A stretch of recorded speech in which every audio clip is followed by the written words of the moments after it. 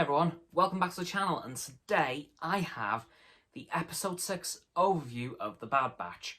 Now this one of my predictions was kind of correct.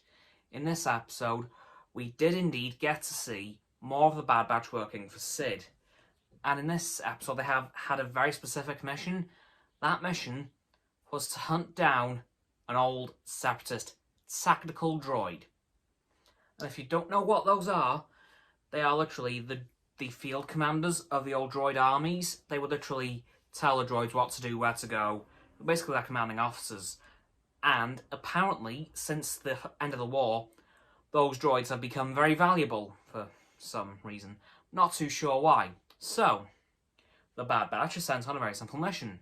Track one down and get some information from it and then bring it back to Sid. So, seems pretty easy.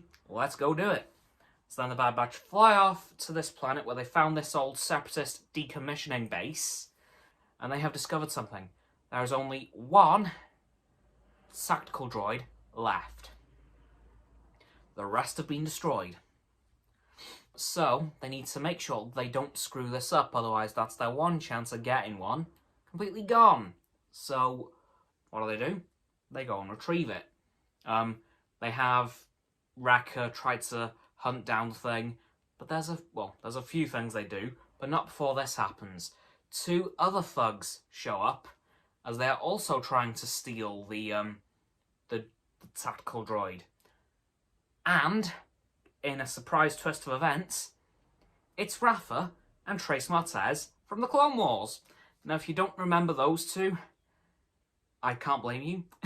And the second thing is that they are from the final season of the Clone Wars, episodes 5, 6, 7, and 8, the middle of the final season. They are with Ahsoka throughout that middle section of the final season, and it appears they are now working for what will one day become the Rebellion, because at the end of the episode they say this information will be very useful to certain people who are trying to fight the Empire. The Rebellion, obviously. But yeah. It's basically just a massive episode of them two, of the two groups fighting for the tactical droid's head, which is of course where all the important data would be for the droid. So yeah, unfortunately the head got separated from the body. Whoops. So this episode is just a massive, very long, drawn out fight for the droid head.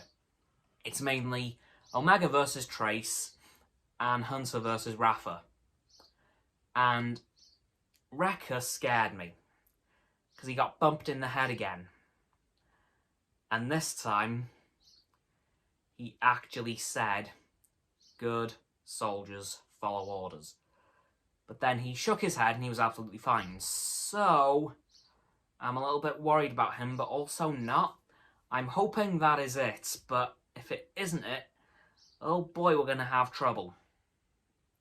So yeah, that happened in the episode. Eventually, the Bad Batch and the Martez sisters decided to work together because the police droids that had found them were attacking them, and they started to work together to defeat them all. And then Trace had an idea. Maybe we can reactivate some of these old droids using the tactical droid's head, and they can help us. But Echo says, that won't work. But then Tech comes in and says, well, not if we program the droid ourselves, because Echo immediately thought, well, they're just going to start firing at us. Nope. Trace and Tech program the droid, and then he activates a ton of other old battle droids, some with arms missing and stuff, so we're not doing too great. Then they defeat all the police droids. Then Wrecker comes in and helps out, defeat a few more, because it's Wrecker, he kind of has to. And yeah, the episode then draws to a very quick close once that's done. And Hunter says to the Martez sisters, here's a data rod full of the information from the droid, because we're going to keep the head, but you get to keep all the data that you'd need. And then episode ends, but not before we see the Martez sisters talk to somebody over a communication unit. And all we see of this person is a cloak. Now, one of my friends has a theory, and I've got to be honest, I'm beginning to agree with them. We know Rex is coming up soon, right? Probably. Very soon. And we know the Martez sisters are heavily entwined with Ahsoka. And who else knows it? And who else knows Rex? Ahsoka! So I've got a strange old feeling that that person that the Martez sisters were talking to at the end of the episode was indeed Ahsoka Tano.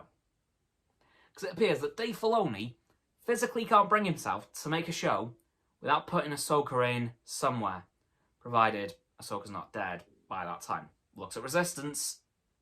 So, yeah. I think, and one of my other friends thinks, that this mysterious character that the Martez sisters talked to at the end of the episode was Ahsoka, because it would honestly make a lot of sense considering how close they were at the end of the Clone Wars. So, makes sense, really. But I'm hoping that theory is going to be true. And actually, that's when I'm going to end this video, because there's nothing left to talk about for this episode. So, as always, people, don't forget to like this video, subscribe to mine and Roxanne's YouTube channel. So her link is down in the link tree in the description. My sub button is down there. Yep, that big red one, unless you've already subscribed. Then it's grey. Thanks for that, by the way. And once you've subbed, don't forget to click both of our bell icons to get both sets of our notifications. Comment as well, because why not? And let me know what you thought of this episode if you've seen it already. Don't forget to follow me on Facebook, Twitter, Instagram and Stereo, and Roxanne on her blog. Those links will also be in the link tree in the description. And lastly, of course, don't forget to share this video with all of your friends so they can join the infinite loop of liking, subscribing, commenting, following, and sharing, and around and around and around that loop. And I will see you guys tomorrow with another video. Goodbye.